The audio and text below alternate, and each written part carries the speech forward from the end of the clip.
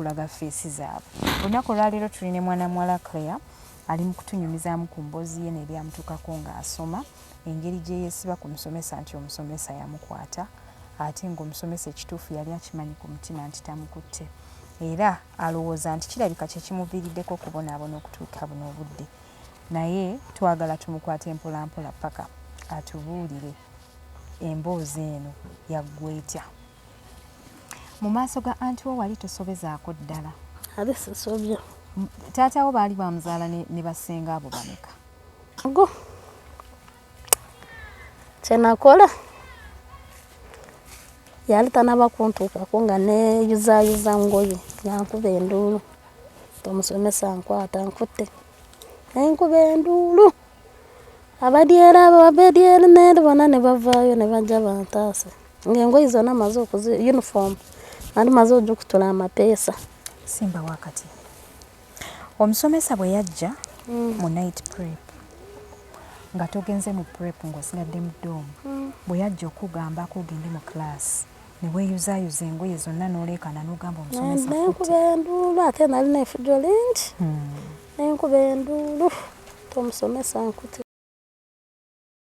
Noonya bwe nkuwolereza simanyi wentandikiramu. Nenkola efujo ntulaba ono ntuze wano bwe neesunaasuna jjukira ne weereetako amabwa. Neetako amabwa nti abadde antuga. Ki ekyakozesa ekyo ku musomesa? Nti sikugunyonnyodde nti yali yantama nga ndemerako ennyo ayagala kundaga maanyi ate luli yali amaze okunkuba yankuba kibooko 3 nakindumira dda ne ŋŋamba who is this ankuba atya gye emigo gyonna gye batankubanga who are you. Lwaki toyogeza mazima n'oyimirira ne sifiirwa omulimu gwange? Kuleya yimirira ku magulu go yogeza amazima beeramu bwa Katonda beeramu okusaasira. Nange ebyo byonna sibiwuliza. Nze nga ŋŋamba kimu oba ogufiirwe bugufiirwe wantama saagala kumanya. Ng'oli muto omusajja n'akwegayirira n'akaaba amaziga. Akaaba asaasira famire yange. Omusajja ne bamugoba n'afiirwa omulimu. Yagezaako n'okusisikana maama awo basobole naye nga maama tabiwuliza nga bwe nkunyonyodde. Of course she was very tough. Ate bwe yamulaba n'agamba mpozi bw'oba oyagala nkusibe mayisa nva mu maaso. Nga gwe muli ogamba ki? Tewafunamu ekisa n'ogamba maama kamubuulira amazima? Naali sikirinaamu. Rangawo nammwe mwekka. Yabeeraweera n'atukuza. Tukoona. So, oddayo ku ssomero first time after the death of your dad? Yeah, I went back. How was life in school? Now that you don't have a father anymore, wali toli worried nti tojja kusobola kutwala bintu nga bye wali otwala? Ebintu nasigala mbitwala. Nali muzibu empisa ezange nga sigambwako ku ssomero. Nali muzibu nnyo. Kyenyinza okukugamba nga togambaako otya? Nze nali kabejja ng'essomero liringa eryange. Sigambwako buli mwana bansinza businza. Nga mmwe be bafukamirira? Yemmwe bano abaana ababeeranga ne paasi, kakoleeta, buli kimu, obuliri obulungi, zibedi kava, nga yemmwe bwe mutyo? Nga yenze sigambwako. Emmotoka tugiramuza ebbeeyi, abalala bateeka kuziira, ebipapula bye baabimuggyako, ate awataali musango. Kati kyekindeese wano senga abeera eyo yonna gy'oli Teacher Robert kamwogere n'erinnya osikola Teacher Robert senga onaaba ondabye nze Claire amufiire naye yonna gy'oli oba waliwo akuwuliza oba waliwo akumanya anyambe buyambe bamuntuukizeko kino mwetaaga nsonyiwe nsobole okufuna ku mirembe kubanga emirembe gyo gimbuza emirembe gigaanye. I'm so sorry. sauna and steam bath for your full body cleansing. You can now get a Swedish massage, hot stones, sport massage, aromatherapy, salt ability hot stone therapy, Moroccan bath hammam, jacuzzi, and many more therapeutic massage varieties. We are located along Lukuli Road near Teletubbies Primary School, off Rumala Access, Kongebuziga. Call us on 0708 842 821. Platinum Wellness Spa, here to take care of you. Assalamu alaikum wa rahmatullahi wa barakatuh. Yenze HK Media Hadija Kigozi mwe bali kutulaba mwe bali kusubscribinga omulimu ogwange mbeerawo batusaako emboozi n'ebyenene ebiri mu ggwanga mutegeere obulamu bwe butambula. Olunaku olwaleero ndine baby girl wange ono Claire. Claire totya nnyo kijja kuggwa. Omwana ono yakulira mu famire ngagga nnyo, abazadde musembere n'abaana osobole okubaako ne kyoyiga mu sitolo y'olunaku olwaleero. Agamba nti baali bagagga nnyo nga ku ssomero tebagambwako gye yasomera ku ssomero erimu era gye yazza emisango oba oli awo alowooza muli giyinza okubeera emisango egyo gye gimuviiriddeko okubeera nti naabonaabona. Tuzze mu kyalo olunaku olwaleero kuba nti tumulambulako byonna ebyamujja mu kibuga, embeera bwe mukaluubiridde, twagala tubeere nga tubitegeera. Ate mpozi n'abasomesa ensonga y'okukuba abaana ku masomero kino kibeere nga kibawa ekyokuyiga. Claire ono kyekyamuviirako akabasa okubeera nti naabonaabona obulamu bwe bwonna. Mbajjukiza nti bannaffe aba Platinum Wellness Spa, spa nnungi nnyo era bakugamba nti gendayo okozese ku VVIP treatment yaabwe. Balina parking nnungi nnyo, balina customer care nnungi nnyo, kugamba buli kimu ekya Platinum kya kabi nnyo nnyini ddala.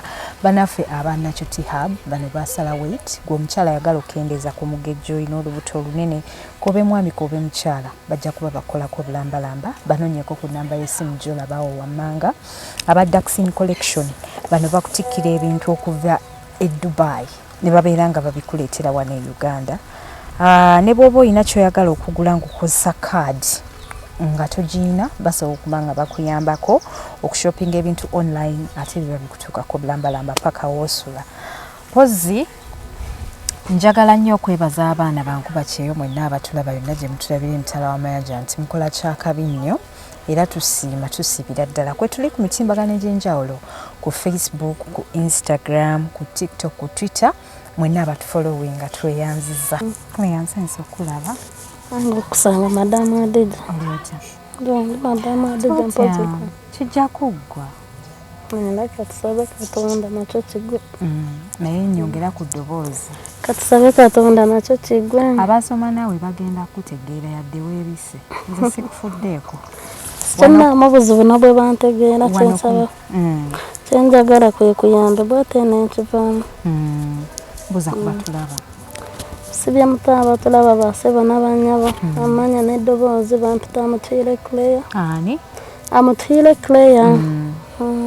Kale yogerako nnyo, mpulira eddoboozi lye liri wansi. Amanya n'eddoboozi bampita Amutwire Claire nzija wano.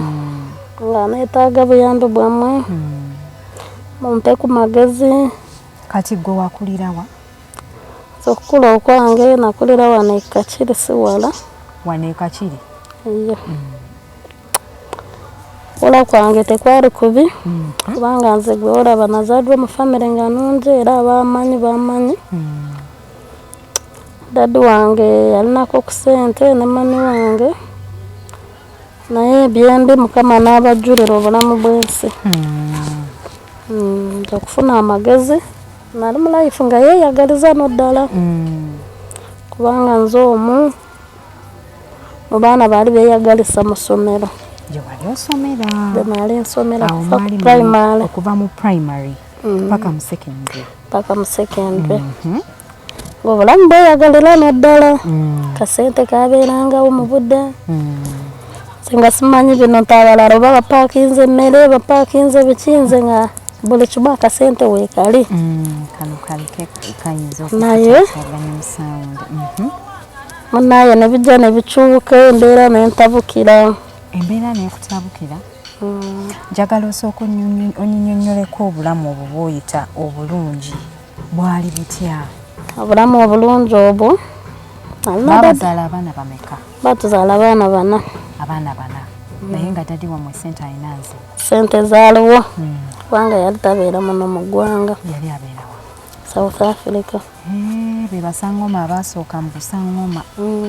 Waawo. Okufuna amagezi kwange nga essente weeri kyenyinza okukugamba buli kyeweetaaze. Kati awaka dadi wammwe waba yali tabeera mu ggwanga mwali mubeera naani?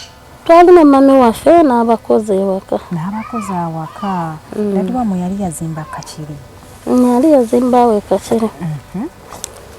Kati primary we nagisomera kuva mu P1 up to P4 nali mu day schooling naye nga buli kanaku ffe tugendera mu motoka nga batukima buli ku makya ne batutwala ku ssomero ebyokulya nga weebiri uniform ojjukira ebiseera ebyo uniform tezabeerangawo nti kyosanga abaana bali ku bigere bali ku ki naye nga ffe kyoyagadde kyokola uniform obeera ne uniform nga 5 wiiki namba toyoza? Wiiki namba nokoza ffe twali tetwoza kubanga wabeeranga ekitegeeza wakula tomanyi mirimu ogize kati? nzize kati nga nkuze. Onaasonyiwa okusekerera naye bagamba obutasoma buluma bukulu. Pain ogiwulira okuze? Pain ngiwulira nkuze munnaaye. So how was your mom? My mom was so lovely. So loving? So loving. Nga n'embeera gye yatukulizamu ffe nga twagala okukamala n'obulamu bwe bwonna ate okusingayo nze nga nze kubanga nali muwala nzeka nga banno bonna balenzi? Nga basigadde bonna balenzi. Wali mwana wakumeka? Nali mwana wa kusatu. Bambi nsobola okukitegeera. Kati dadi we South Africa yafa atya? Dadi okufiira South Africa yafiira mu kabenje. Yafiira mu kabenje? Era twamala na weeks 2 nga tetunafuna maiti ye. Oluvannyuma ne mmala ne mugifuna? Wandireeta ne tumuziika. Kati amawulire gakusanga wa nti dadi waafudde? Era wali mu kibiina ki? Amawulire gansanga nali mu S3. S3. Kale saasooka kutegeera kubanga already nali ntuuse ku ssomero. Wali mu boarding school? Nali mu boarding naye nga part time nga bwe nkugambye weekend nga batono naye ne batutwala ewaka. Kati it was Friday. Abagagga we babeera? It was Friday. Nali ndi awo yali atukima nankima. No, it was Thursday. Kati nali ndi awo nga bankimye ku ssomero ngamba it is Thursday ate lwaki omuntu tolwaleero and I'm supposed to go home tomorrow. Ngamba nana alina birthday weerabidde ate saabifanga konyo nengamba it's mommy's birthday.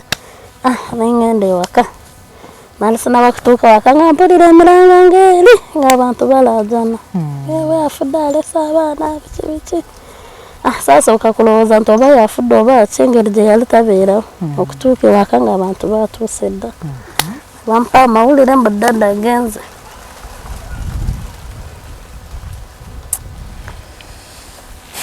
I'm so sorry. Otuuka awaka dadi wammwe afudde? Dadi waffe afudde munnaayo. Baali bagenda muziika wa? Baali bamuziika kwewala sayidi z'eya Bushenyi. Nze ndwawo okuwulira omunyankola agenze South Africa okukola obusangoma. Weebali. Balabika ndowooza abo babeeranga badda. Nakati weebali babeerayo. Babeerayo ddala. So kati bakugamba nti dadi waafudde? Dada agenze. It was hard time nga bw'obimanyi. Tukila it was a shock. Saasooka kukikkiriza. Nga ndaba waliwo ekintu ekikutuukako n'okitwalawo it's a dream or it's a real. Kati nasooka kulowooza it was like a dream. Nengamba it can't be, dad is still alive. No. It can't. Wagenda okuddayo awaka nga maiti ya dadi bamaze okugijja ku kisawa and everything bagireesa aba funeral services bazibisha? Balite ne banatuuka. Remember bwe bafuna amawulire ffe ne batukimayo ku ssomero ne batuza ewaka. remember we had to travel to go to the village. Okay. Yeah. So you had to wait for the body We to had come to wait back for from the body. South It took Africa. like 2 weeks, yeah. Nga muli waka mukungubaga. Nga tuli waka tukungubaga. Tubeerera waawo, amujjukira muntu gw'oba tobeera naye. Tosooka kukkiriza nti this can happen. Remember waliwo ekikutuukako n'ogamba oba si yeyo oba yeye. Ayinza kuba si yeye maybe batugira batujubisa. Nga siyinza kukikkiriza nti ayinza kuba nga ye yafudde. Nga kituufu yali nga ye yafudde. I'm so sorry. Bado naatugendako bw'atyo. Era okuddamu okumulaba twali tumaze emyaka ng'ena. Twaddamu okumulaba ng'ali mu keesi. Bwe baamuleeta mwamutegeera nga yeye? Twamutegeera. Postmortem. Yasoma etya? It was an accident. Yafuna internal bleeding. Naafa. I'm so sorry. Nadi wamwe yali akola mulimu kye South Africa. I'm a businessman.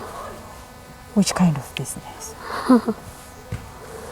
A business is yala akola yala dealinga na ngoye. Era nga ne money. Yane duka eno. Nga musuubuza ngoye.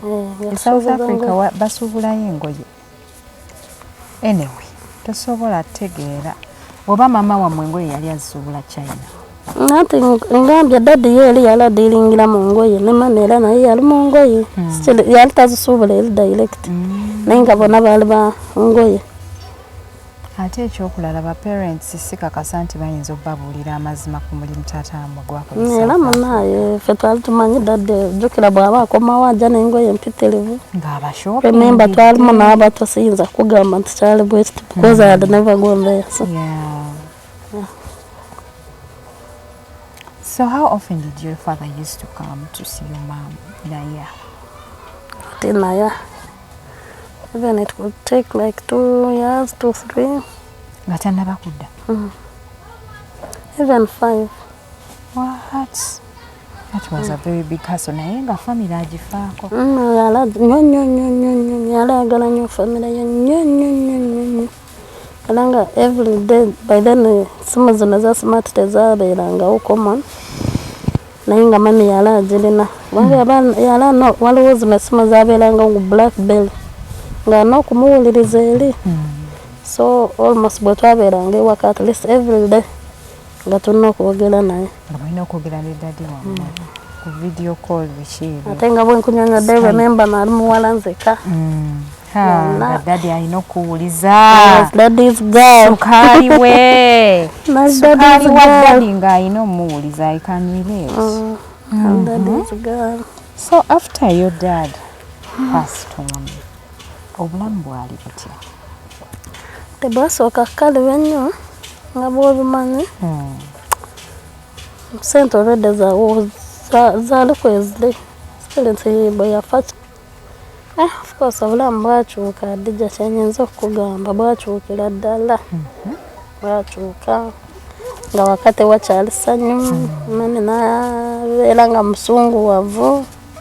Kwegamba engeri gye yali yakaviirwako dadde baali beeyagala ennyo. Kati kwegamba obulamu bwe bwakyukira ddala nga wakati tukyeyagala. Tewakyeyagalisa nga nobwogenda mu holiday olera toyagala nakudda ewaka. Ku mbeera yaliyo. Yali mbeera mbi. Mbeera teyali nungi n'akamu. Not in financially naye musanyu. Bintu byakyukamu. Byakyukira ddala. Mami wamwe yamala n'afuna omusajja omulala. Teyamufuna. Yabeerangawo nammwe mwekka. Yabeerawo era n'atukuza. Tukoona. So oddayo ku ssomero first time after the death of your dad? Yeah, I went back. How was life in school? Now that you don't have a father anymore, wali toli worried nti tojja kusobola kutwala bintu nga bye wali otwala? Ebintu nasigala mbitwala. Nali muzibu empisa ezange nga sigambwako ku ssomero. Nali muzibu nnyo. Kyenyinza okukugamba. Nga togambaako otya? Nze nali kabeja ng'essomero liringa eryange. Sigambwako buli mwana bansinza businza. nga mmwe be bafukamirira yemmwe bano abaana ababeeranga ne paasi bakoleeta buli kimu obuliri obulungi zibedikava nga yemmwe bwe mutyo nga yenze asigambwako emmotoka tugira mu zebbeeyi abalala bagira ku booda na bugaali ffe tugira mu mmotoka ziri zikabejjuko bannanga abazadde ne bw'obeera olina ssente ezitokomoka omwana muweeko ekimumala tomuteerawo nnyo mbeera emuleetera ku disrespectinga basomesa ku disrespectinga banne ate obuzibu bwantuukako era kyenyinza okwogera kuba kati nkirabye enkuze maze okukula obeddamu oswa mother yonna wamama obuzibu nze bwe natuukako nga sisobya mu maaso ga mame maama wo nga taso akikkiriza nti okoze ensobi naali sisobya nga ne bw'abeera musomesa ku ssomero ng'akuloopye naali sisobya waawo nga ye taso alaba nti olina mistake yonna nga n'obwamba nkikoze mulinze manyi nkikoze nga maama wo agamba omwana naye nga toyinza kuyimira mu maaso ga mame n'omugamba omwana we yakoze kino what was the logic mu maaso ga maama wo wali weeyisa bulungi no naye yalamanyi kale mulimu omuzadde nga ye ng'abaana be tebakola nsobi they are there even now nga bamanyi tebasobya kale kyekyo kyekyakuliko naye kiri ekibi yakiraba ng'ekirungi kyekyandeetera n'obuzibu bwonna paka kati nga nakula omwana atagambe nti it's a holiday kanjoze ku bintu kansiimuleko ku nju ye by bad chance noba nga nakakwata olwaga ngeyo ngenze kusiimuula olusijjukira mba ngenda kusiimula nga saagadde wa forcing me mami najja suubira ki ekiyinza kubaawo omukozi bamugoberawo anti naali sisobya era nga akugamba pack your things and go wankati wantonna kyokolawo you're forcing my daughter whatever nokatali wa mugaso kigenda subhanallah this is a very big lesson omuzadde tasobola kubeerawo olubeerera oba okitegeera omwana oba ogenda muleka mu kubonaabona nze natuuka okumalako second nga simanyi nakooza ngoye nga tomanyi kwoza ngoye even my uniform what nani kazi zange nga zingubako netugula endala nikazi nga zikugubako ne mugula empya nga mama wo tafaayo okugamba nti nno kale zino nikazi zoyiga okuzooza ate abazikebera abalina obudde n'obukebera ebyo kwe teyabeeranga nabo mulimu ogwojja ng'omugambe mami njagala nikazi kati nga gwe nikazi bwe zimala okukaddiwa oba bwe zigubangwa osuula mu dustbin nga mami yagula nikazi empya saba nikazi kiveeko saba nikazi tukiveeko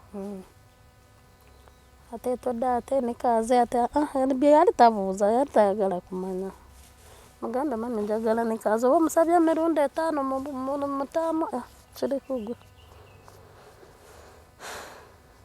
ate nenzija nenfunako na ssenga wange naye naagatirako ng'akwagala bisoko nyono kati ng'anyinza ng'okuva owa mami kangambe mama ampadde emitwalo nga 10 by then it was a lot of money emitwalo nga 10 nengenda owa ssenga wange ate nanyongera pocket money ebyo ebiseera yeah nga when was that it was in 2008 9 yeah okutwala emitwalo 10 ku ssomero gya pocket money that used to be a lot of money it was a lot of money kati ng'ayinza kumpa emitwalo nga 10 nengenda owa anti wange nanyongera 5 and after like 2 weeks I have to yali muganda wa mama wo muganda wa dadi muganda wa dadi wange yeah nakwongera ate nga naye mu maaso ge naali sisobya maaso ga anti wo naali sisobya naali sibeerangako mubizi anti I have told you that naali muwala omu so mu family naali mumbeja that's what I can say was a princess abalungi abali ku HK Media abantu tebakyayagala kubalaga faces zaabwe bannamwe bajja ne bababuulirako ku stories zaabwe ate ne mutandika obbateka mu green screen ne mubasabula kati abantu bangi they have lots of stories naye tebasobola kujja kweyoleka oba okitegeera lwansonga omuntu ajja bambi n'asharingako ku story ye n'anoonya ku magezi ne mumutimba ku TikTok eyo ne mumuvuma ne mutandika okumuvoola. So a lot of people lately tebakyayagalira ddala yadde okulaga feesi zaabwe. Olunaku olwaleero tulina mwana muwala Claire ali mu kutunyumizaamu ku mboozi ye n'eri amutuukako ng'asoma, engeri gye yeesiba ku musomesa nti omusomesa yamukwata ate ng'omusomesa ekituufu yali akimanyi ku mutima nti tamukutte, era alowooza nti kirabika kye kimuviiriddeko okubonaabona okutuuka buno obudde. Naye twagala tumukwate mpolampola paka atubuulire emboozi eno yaggwetya. Mu maaso ga anti wo wali tosobezaako ddala? Ali sisobya. Taatawo baali bamuzaala ne basenga abo bameka? They are three. There are three. Two singers and one dad. Wow. So what really happened at school? Ki ekyatuukawo ku ssomero? Kakati nali mu form 5. Wali mu form 5? Dadi wange ng'amaze okufa. Dadi wo atugambye yava mu senior 3. Dadi wange ng'amaze okufa. Dadi wo we yali amaze okufa mu senior 5 ng'otuusa awo mu senior 5. Ati nenzija waliwo omusomesa jjukira nze nkugambye nze nganze nakula amanyi sisobya sikola musango. Naye ng'omusomesa ola ate ye ayagala nnyo okuteena we. He was right. Kubanga yalanjagalisa ekirungi naye nga nze nga sikiraba. Kati bwe tutuuka remember nga bwe nkugambye nze nali nyina empisa embi. Bwe tutuuka tuli mu lessons mu bitabo saagala kuwandiika. Nyina okufuna omuntu ampandiikireko. Ampe gundi leeta ebitabo mbimuwa akole gundi. Yemmwe abaana abatayagalanga agendanga ku gundi ku kitchen kuleeta mmere ng'otuma munno. Kati n'okuwandiika nako nga nyina olwo amaliriza bibye nemuwa ebitabo n'atwala n'ankolera lessons zonna n'ampa enkya. Kati teacher oyo yali strict, yali atusomesa physics, yali strict nnyo. Kati buli lwatuuka agamba Claire bring your books, Claire this and this. Nanteeka kale kuninga. Ogamba nenda wanga mpadde akazi tojjukira life saagimanyiira, life ey'okukamba bwalibwa, life ey'okunteeka ku bunkenke, life ey'okugamba nti olina you have to write. Teacher oyo nampulira nga ntuuse wano nantama. Naye nga n'abaana bonna nga bwe nkunyonnyodde yali musomesa mulungi ng'afaayo. Manyi kyayagala bw'oba mutuuse mu lesson you have to. Naye nze ebyo byonna naali sibiraba. Ati lwali olwo teacher nga ndemerako yankuba n'ekibuuku. Oba yali akulaba nti oyina empisa embi? Naye of course bandabanga naye tebannakyakunkolera. Abasinga nga tebanjogerako nga bwe nkugambye mu maaso g'amamisaaso byange. Kati n'obonaga omuzadde n'obona amuyita n'omugamba nti omwana wakoze kino nekino ate n'amudefendinga. So some of teachers babivaako n'agamba waayi tuve ku muwala wa gundi tatuleetera obuzibu takola ki. Like is that a student? Kati munnaye teacher oyo ye nandaga amaanyi nti ayagala atuukirize omulimu gwe. Tulwalo lumu wagaddewo motoka yali twali tugenda mu winter n'engaana nensigala mu buli. Mwali mugenda mu ki? Twali morning preps. Morning preps. Era ddala ono mwana wa mugagga. Mwali mugenda mu winter? Morning preps. Tawo morning preps naye nsigalayo mu dormitory abalala ne bagenda. Nsigala mu dormitory. That day najja nansanga yankuba kibookwezi. Omusomesa? Nempulira kyali kizibu kuza okunkuba ezo kibooko zonna ddala. Mbooko justice 3. Nga nze nasomera wali eri embogo nga tolina kyotugamba bakuyisaamu paka kuwulira bubi. Ndabira ddala obulinga nzise. Nakintuuka kuno kyatwala it was like 2 weeks. Ye yali on duty. Kati olwoza prep za kiro. Night preps. Night preps. batugenda preps abalala bonna ne bavaayo nze nga bwe nkunyonyodde okusoma okwange naali mugazi that's what I can say naali mugezi naye naali saagala nze nga njagala kwewa emirembe bwe ngamba nti ngenda genda mu preps I go if I don't want let me sleep if I say I'm not going I'm not going baali bakuza bubi mukulu naye nga naali mugezi mu kilaasi because I remember even on P7 nakola bulungi nnyo so kusoma kwange naali mugezi nze nga nze ati teacher sigenda kwogera linnya lyenewe kiyinza butakkirizibwa naye nga yonna gyali nsuubira bw'anaaba ndabye ye bw'awulira sitoli ajja kutegeera ate era ajja kumanya ajja kwetegeera nti kisime twali tugenda mu night props nsigala mu dormitory again after like 2 weeks tukira luli yankuba kiboko 3 ati nali ngambye abaana senga ono ajja because I knew that he don't know duty nengamba ono senga ajja leero n'addamu bw'ayagala kunkuba kyengenda okumukola tagenda kukola ki kukyerabira obulamu bwe bwonna era naalindyawo ng'ayingira yali mukambwe bwe yali mukambwe kambwe ng'ayingira n'omugo bwe yayingira n'omugo kyenakola yali tanaba kuntuukako nga neeyuzayuza ngoye yankuba enduulu omusomesa nkwata nkutte nenkuba enduulu abadyera abo abadyeri neeri bonna ne bavaayo ne bajja bantaase ng'engoye zonna maze uniform nali maze ojjukutula amapeesa simba wakati omusomesa bwe yajja mu night prep nga togenze mu prep ng'osigadde mu doomu bwe yajja okugambako ogende mu class ne weeyuzayuza engoye zonna n'oleekana n'ogamba omusomesa nenkuba enduulu ate nali neefujo lingi nenkuba enduulu omusomesa nkute bametron bonna ne bavaayo bametro ne bavaayo nabeeri bonna baana ne bavaayo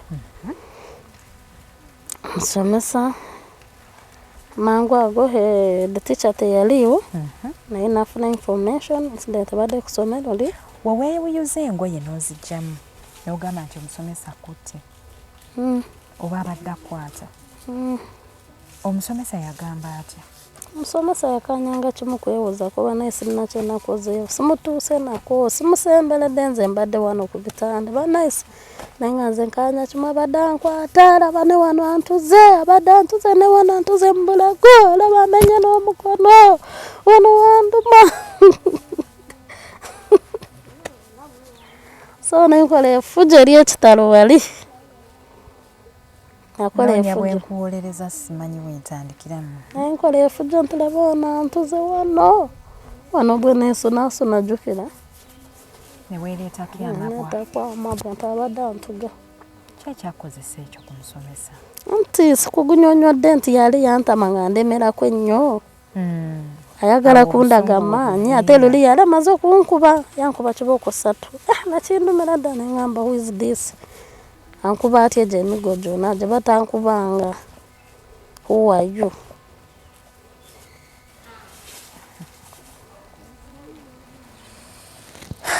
kino kika so from there from there head teacher teyaliiwo ne bamuwa information ebadde ku ssomero najja teyali mubi najja wagenda kola mu prep ate eno nga ngenda ntya nga babaddewo esasage tebadda mu prep baclosingirawo immediately baana bonna ne bakola ki ne bayingira mbuli naye nze nga nze saasula ku ssomero because they called mami immediately nalwa kusooka kutwala mu ddwaliro nfune ku treatment kubanga namuwayiriza nti abadde akola ki abadde antuga naba nfunirawo akadwaliro nenfuna some pain killers and what mami nantwala ewaka maama wo wamubulira amazima nti obadde oli mu katemba mami naye wasigala omulimba nti omusomesa abadde ayagala kukwata agamba oyo nja musima mayisa tajja kuva mukomera ekitegeeza amazima gasigala wakati wo leero gwe mulundi gwosoose okugoogera nti omusomesa gasigala ku gundi yange mutima gwange era mami nanyiga nnyo Wakwantu by then tebyalengeka nti ekintu ekibawo immediately police egire essomero nerimwegayirira nerekakanyamani biki this and this ekirungi talina kyeyamukoze mumusonyiwe kasita tumaze okumugoba basooka kumuwa suspension namala kyatwala 2 weeks nebaddamu ne bamuyita okumuyita ne batuuza komiti yonna ne bamuggyako ebipapula bye byonna ne bamugoba. Bamaze okumuggyako ebipapula bye byonna bamugamba okusonyiwa tugenda kusindika mu ssomero eddala kukkiriza because we do the same thing. So omulimu ogukomye leero. Bw'atyo omusomesa n'afiirwa omulimu. Empapula zonna ne bazimuggyako.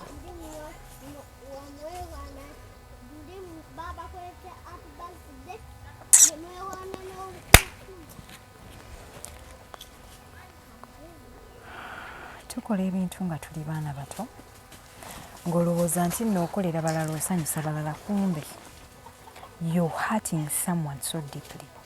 Imagine obudde ne bukeera ne bakuggyako empapula ze wasomerera because of indiscipline etali ntuufu. I remember it was one day kisinga okunuma yanegera n'angamba lwaki toyogeza mazima. Lwaki toyogeza mazima n'oyimirira ne sifiirwa mulimu gwange. Kuleya yimirira ku magulu go. Yogeza amazima beeramu bwa Katonda beeramu okusaasira. Nange ebyo byonna sibiwuliza. Ngamba kimu oba ogufiirwe bugufiirwe wantama saagala kumanya. Ng'oli muto omusajja n'akwegayirira n'akaaba amaziga. Akaaba asaasira famire yange. Omusajja ne bamugoba n'afiirwa omulimu. Yagezaako n'okusisikana maama awo basobole naye nga maama tabiwuliza nga bwe nkunyonyodde. Of course she was very tough. Ate bwe yamulaba n'agamba mpozi bw'oba oyagala nkusibe mayisa nva mu maaso. Nga gwe muli ogamba ki? Tewafunamu ekisa n'ogamba maama kamubuulira amazima? Naali sikirinaamu kale. By then naali manyi life is soft. Mu byonna bye mwambye siwuliddeemu kusaba, siwuliddeeko maama mwe yabatwalako ku kyaki. Twali ba ddiini no. Twasabanga Sundays. Kubanga singa walinamu ku ddiini wali badde oli twasabanga no. I'm a Protestant. Twasabanga no. Every Sunday. But what made you so hard? Kusomero togambwako ensimbi. Anti there are some abankikunyonyole nti atolowooza okusaba yeddiini. Waliwo okugenda ku kyaki nga mutuukiriza mukulu nga bwe nkunyonyodde family ya twalina ssente. Kati just nga mukuuma bifo byammwe n'erinnya naye nga togenze kusaba. That's what I can say, nga togenze mu kusaba. Naye nga mukuumyeko kiri bawala bagundi bagenze bagundi family ya gundi etudde waliya. Naye nga every Sunday twabeeranga ku kyaki. Tokoona mmanyi obusungu olina bungi naye kakkana. Wakoonyekoonyedde okuva obwedda. Kati ng'omusomesa ng'ajja nga yeegalirirako ku maama wo. Teyamuwa chance. Maama wo teyamuwa chance. Naawe tewayogera mazima. Saayogera. Waddayo ku ssomero eryo n'osoma oba baakukyusa essomero? Nti bagenda ekyo kyatuukako nali mu first term. Nenkomekereza omwaka negugwawo. Naye bwe gwagwawo awo nentandika okufunamu challenges oba ngiyita spiritual rejection. Spiritual rejection? Yeah, spiritual rejection. Ng'abantu bakurejectinga? Abandi nentandika tebye naali simanyi nga nfuna. Spiritual rejection? How do they call it in Olunyankole? Luganda. Ekyoyo ekyokukyayibwa. Okukyayibwa omudibo. Yeah, I think spirit of rejection ekyoyo ekyokukyayibwa. Nenfunamu ekyoyo ekyokukyayibwa ekyo. I used to share, even though I was not friendly, but I used to share. I was friendly, but nali empisa embi, but I was friendly, and I used to share naye. Natuuka extent nga n'abaana balinga abanegobako bannange.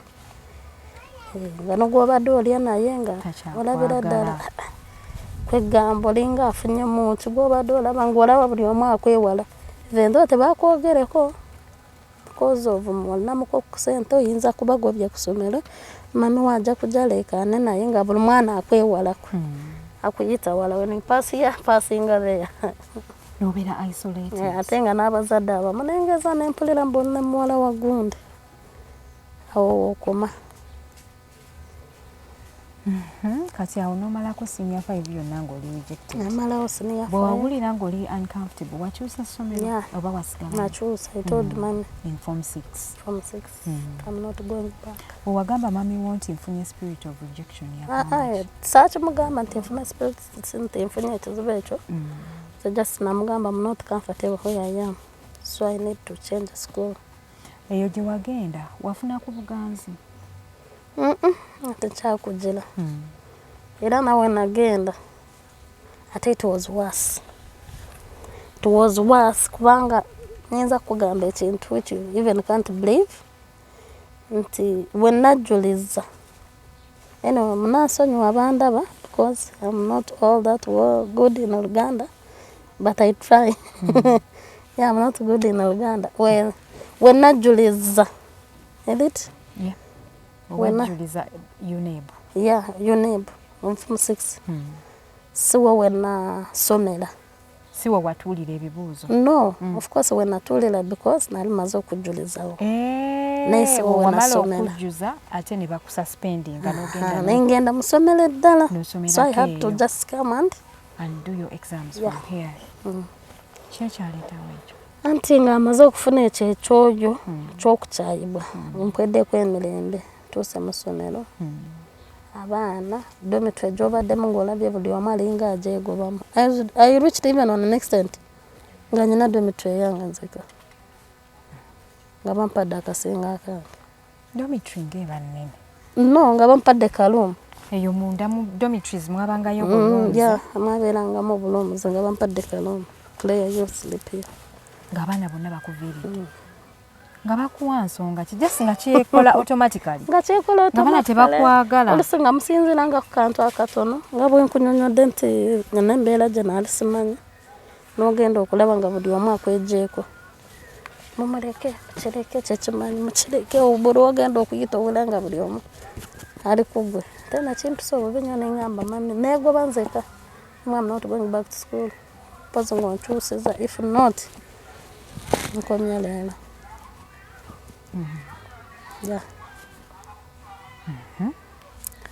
nenkoma nankyusiza sigenda alimensioning eri essomero lero saidi zeeyo Namugongo nanfunira essomero eyo wenasomera Namugongo form 6 wenasomera nojja n'okolera eno ewalala gye nazijja nensokolera eyo gye najjuliza wakola otya ebibuuzo byakomawo ng'okoze otya saakola obubi because I was in second grade wakola bulungi omusomesa ono gwe wawaayiriza waddamu n'omuwulizaako saddamu nasemba omuwuliza nga nakagenda mu form 6 ng'akyali naye essuubi nti oba ndiyogezako ku mazima agire ndowooza bwe yalaba nga teri ssuubi oba naye n'addamu elono baplanned kid bannange bakyalaba ebizibu bingi and I know a lot of planned kids out there essaawa eno nga twakula nga bali mu kubonaabona abazadde bannange mufeeyo nnyo ku baana bammwe sente is not the world eno mu nsi biralamu omuzadde tomanyi ddira ogenda kuva mu nsi tuli ne mwana muwala Claire olunaku olwaleero muli alowooza nti kimumazeeko emirembe okuwayiriza omusomesa ku ssomero nti omusomesa yali ayagala musobyako alabika alowooza ndoza kyekimumazeeko emirembe era nga wenjogerera tumusanze n'omukyalo yanterako ka message luli nangamba Hadija mbadde nsaba nkunyumizeemu ku mboozi yange nemugamba I'm very interested in hosting you nja kubeera nenyanzije era lwe lunaku luno olwaleero Claire kati okola senior 6 ogimaliriza Senior 6 njimaliza. Ndefunye nyanza ku university. Natoka ku university. Anyway, nali empsembi but nali sele mu relationship z'abalenzi. Coupling. Nali sibili nnyo kubanga n'abasinga baali bantya. Nga bantya ku mpisa ze nalina nga tabaanateekako katawumba. Nagenda ku university nenfuna boyfriend. Ku university? University. Yali mu third year nga mu first year. Yali mu third year nga mu first year. Nafuna boyfriend. Boyfriend mu kumufuna nampa olubuto. Mama we yategera nti omusajja akufunyisizza olubuto yagamba ati? I'm very sorry. Kyandibanga kyekyamuviirako na pressure okumukulu. You think that gwe okufuna olubuto ku university? Because yafuna stroke and it took like 6 months once. N'okutuuka okuzaala, she was in the hospital. Claire, mama we yakitegeera nti olina olubuto. Wali osula ku hostel wali osula waka? Ali nsula ku hostel. Mama we yategeera olina olubuto nga lutuuse emyezi emeka? Myezi ng'ena. Ogenda yawaka akwetegereza akulaba akubuuza? Ambuuza. Waliwo yasooka kumuwa olugambo bwe ndowooza kubanga nagenda kutuuka already nga kimuli mu matu. First time yakulaba ng'olina olubuto yagamba ati? Yambuuza nensooka okwegaana. Of course tekiba kyangu kuyimirira mu maaso g'omuzadde n'omugamba that it's true I'm pregnant. No, it's not easy. Abatulaba era kyemanyi bo bakimanyi how it sounds mu maaso g'omuzadde okumugamba nti I'm pregnant. Tekitera. It's not easy. Sooka kwegaana nenzija nenzilayo nga lugenda mu myezi 5. Nemugamba maniya nange ndaba ebintu birabika byansobako. It took like 2 weeks stroke nemukuba. Yakubuuza who is the baby daddy? Nomugamba oti? Namugamba he's there. Omusajja gwe walina yali ali biki? Yali ava mu family ki? Ateekanise sinza kulimba kubanga nze namulabira ku campus so simanyi. Anti muno mwe twerabira. You talk much about yourself. Anti abamu balimba. Yakulimba ki? Abamu balimba yinza kugamba this and this naye nga akulimba. Jjukira mbeera mu promises. Naye era obeera okimanyi oba omulaba? Anyway, family it was not bad kubanga naye mu Westerner. Kati awo maama wo n'akutegeera nti olina olubuto n'afuna stroke. Muli yali olowooza nti gwe watta maama wo? I'm so sorry. Jjukira yali anjagala nnyo and I was the only girl. So it was hard. Nafiirwako bbaawe mu ngeri tategeerekeka ate nga n'abaana baalese emabega. Kale yanyinamu essuubi lingi. Ansuubiramu bingi naye yagenda kulaba. Ate byemugamba birala. Kati awo wafuna olubuto weeyongerayo oba wakita? Anti kyakugira after 6th month mami naafa. Awo wali ozaddeyo omwana? Nalina 3 weeks. No, yali like a month and 3 weeks. Kati omwami yakuwasa n'akutwala wazaalira wammwe? Waddayo n'osoma oba wabivaako n'otuula waka? Mami bwe yafa awo obulamu ate we bwakalubira ddala. Owooluganda ne batandika okutunda ebintu. Batwefuulira no ddala. Batwefuulira ebintu ne babitunda. Nettuuka n'okuddayo Bushenyi. Batugamba dada nalona ze yaleka emabega this and this bimu byali mugunda arms of family. Dada waliwo ebintu byatunda ng'agenda South Africa byali bya family nga bamanya ebintu bya family. obulamu ne bukyukira era awo wenakoma my two elder brothers bo baali bamaze okusoma nga n'omuto yali mu form 5.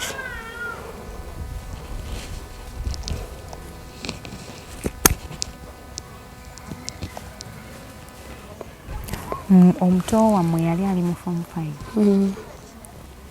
Omwana we yafiira.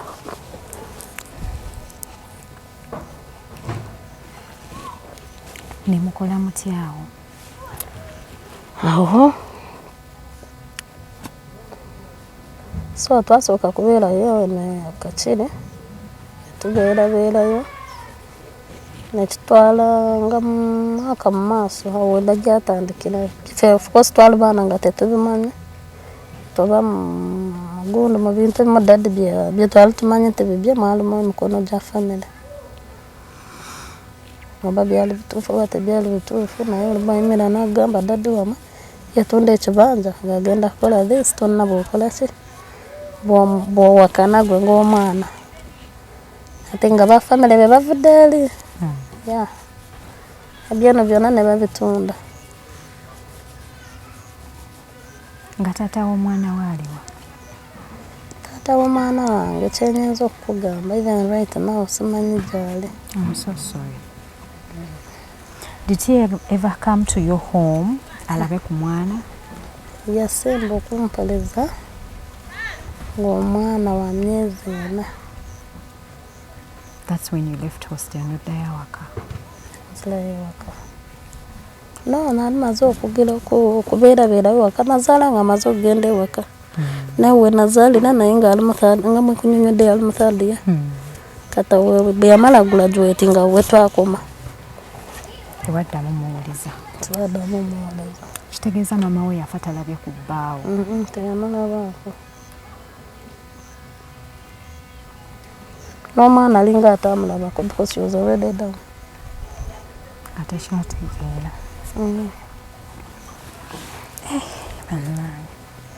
Abaganda bagamba nti zikusooka ne zitakuva mabega. Gwe wakulira mu bulamu obulungi right now oli mu kubonaabona. So singa waguma n'obeera mu bulamu bw'okubonaabona right now singa kati oli mu kwesiima. Siri mu kusalira musango si yenze nkola destiny z'abantu. But you are a very big lesson to parents out there. Naye ng'ate nze I believe waliwo change ebintu bisobola okukyukamu naddala singa otandikidde mu kwenenya ku kye wakola omusomesa. Era kyekisinze nakundeeta wano kubanga nfubye okunoonya oyo musomesa gy'ali. Ngezezaako okutambula Adija, ngezezaako nze nakula nga mmanyi family yaffe nga tetugenda mu basawo Abaganda. Naye nga nayo ngezezaako. Wagenda mu basawo? Nfubye ntambudde. Ne bakulimba ki? Eno abasooka of course nga bw'omanyi okufuna okugamba ekituufu basooka okungamba bitategeerekeka naye omuntu bw'akugamba ekintu bantu nga 2 3 4 osimbawo essira. Kati abasembayo ne bangamba waliwo omusajja gwe wakola ekintu oba gyali mulamu baali batakusonyiye tolufuna mirembe.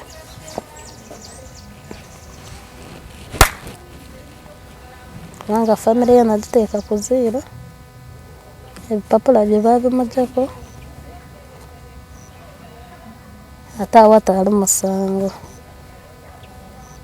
Kati kyekindeese wano senga abeera eyo yonna gy'oli Teacher Robert kamwogere n'erinnya Teacher Robert senga onaaba ondabye nze kale yamufiire naye yonna gy'oli oba waliwo akuwuliza oba waliwo akumanya anyambe buyambe amuntuukizeko kino mwetaaga nsonyiwe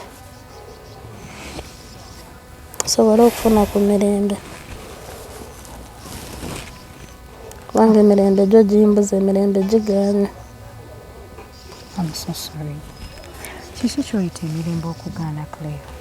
relationships so zaganira ddala kubanga kati nakawuza abaana babiri and different fathers eyabbali from nowhere musajja n'akukyawa n'atuuka n'extent y'okukyawiramu n'omwana we nga tayagala yadde nakumutunula ku baati kitegeera aba famire nasigala kangamba oba nasigala nga ndi omu mu nsi kale. That's what I can say. Ba brothers bo baliwa? One of my brother ali Canada. Oyendedde okumuwuliza kyenkugamba. Yayitamu. Then if I try to get a phone like now, then typing that it's clear, he can even block that number. Baganda bo bakitegeera nti gwe wata mama waabwe? Tebakitegeeranga. Bwe balowooza oba gwe kikuli mu ndowooza nti olayika gwe wata mama waabwe? Kubanga pasita gwe nasembayo yangamba. Nangamba omusajja bw'anaaba takusomye ojja kutuusa ekiseera nga ne mu nsi olumu okwo nga n'abaana b'ozaala bajja kukukyawa. That is a very big prophecy. Ngamba n'abaana b'ozadde bo bennyini bajja kukwekyawira.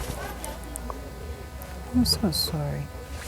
Abali ku HK Media bw'oba osobola salamu clip eno. Otambuze clip eno omusomesa amwogeddeko erinnya limu lya Teacher Robert. Omwana ye Claire Amutwile. Amutwile Claire. Anoonya omusomesa gwe yeesibako ku ssomero nti amutuusizaako ogw'obuliisa maanyi. Ate nga tekyali kituufu. Gy'atambuddeyo mu baprofets ab'enjawulo bamugamba nti bw'aliba teyeetondedde musomesa tewali mirembe. Awo we tuli. I'm so sorry. Baby girl. Naye kijja kuggwa. Apparently okola ki? Kati ndi eno era ndi eno ndi mukyala. Obeerawo otya? Beerawo bwe ntyo nga bw'ondaba wano ndiko ku lwa Katonda. Awo we nkusanze waani? Wano akayumba akatannaba kuserekebwa. Kusereka kuba plasta? Okusereka kwe kuteekako amabaati kwegali, okuteekako seminti w'okungulu. Wano wendi kati ndi wakojjebwa ku Bukojja. Bukojja bwa maama wo? Ono y'omu ku baganda ba maama wo? Ndi wakojja wange. Ye teyakukyawa?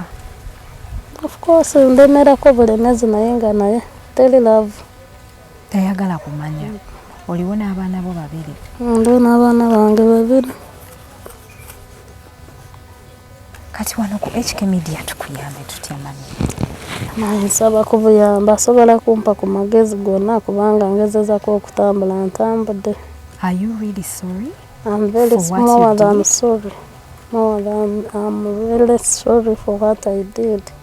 Era gyali yonna Teacher Robert nsaba nsonyiwere ddala. Ansonyiwe. Teacher Robert yonna gy'oli nsaba kunsonyiwa. Kijja ku ntobo y'omutima gwange nsaba kunsonyiwa. Mboneredde naali simanyi nti buli kya nange nga ndi mweno life. Naali sikisuubirayo.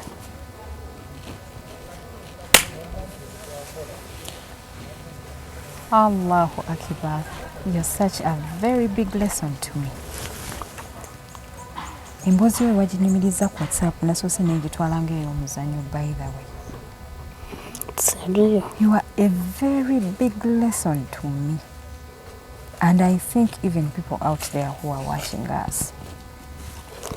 Oh my God. Don't cry. Ndi mu nsi ensinjiramu bwe ntyo. Ba brothers bange bonna gye bali sibawuliza. Bakukyawa? Bankyawa. Omu ali Canada, omulala ali Jordan. Ate ng'oyo ali e Canada n'ali e Jordan essaawa eno be baali badde bakuyamba. Ne bongera okukwatirako oba si kyo abaana n'obalekerako jjaawe naawe n'otambula n'ogenda onoonya obulamu. Tasobola kukkiriza. Era ngamba bw'oba ova wano ovaawo n'abaana bo. nawalo osule wakujja osula kutebuki abo ogenda mu ssente ogenda n'abaana bo atya nti oyinza okutambulako wali n'oweta abaana bo basoma waliwo wano woyisaawo woolabya wakasomero akaliwo ka gavumenti we basomera awo waggulu wayitidde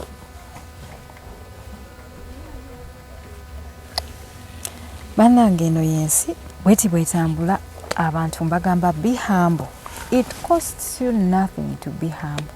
N'abantu abakulu gye muli eyo nga mubonaabona lwa bintu bye mwakola abaana b'abannammwe abaana b'abaganda bammwe bakaaba abaana bammwe nga mubonaabona lwa nsobi ezo naye Kama is a beach. Siri kusalira mwana ono musango right now ali mbwetaavu ali mbulumi naye it is a very big lesson to me and I know to so many people out there. Bannange tuyiga okubeera humble mu bulamu. Bannange kino ekintuseeko olwaleero sikirabanga. Claire kati olina emyaka emeka? Myaka kati nyina 32.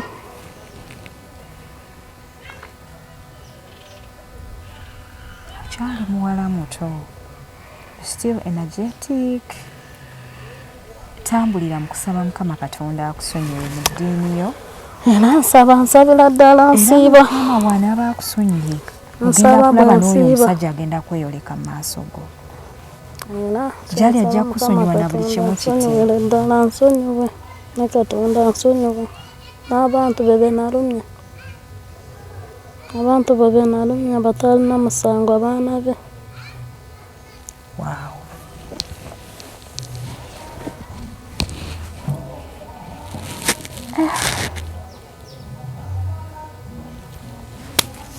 Abalungi abali ku HK Media saagala kufuuka mulungi omwo olunaku olwaleero eno emboozi y'omwana muwala Claire gwe naayetaaza okumunyambako mu mbeera yonna okumunoonyako ku namba yange y'essimu nja kuba nfuna engeri gye mutuukako bulambalamba. Mwebale kutulaba, mwebale kusubscribinga.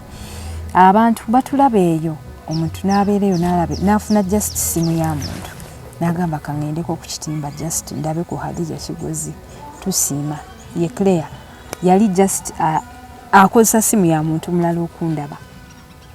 Kati nze wansinkana otya? Waliwo wano oyitedde waliwo kalenzi katera kakwano kange katera kumpaako okusimu yaako naye mbeerabeerakoko nayo ku TikTok. Anti nterawo gy'omuggyako nga ngezaako okukwatagana n'abo ba brother bange naye ne bigaana kati bwe nali ku TikTok kwe kulaba. Nga ne nkuweereza message nga neetaaga buyambi n'amagezi. Oh my God.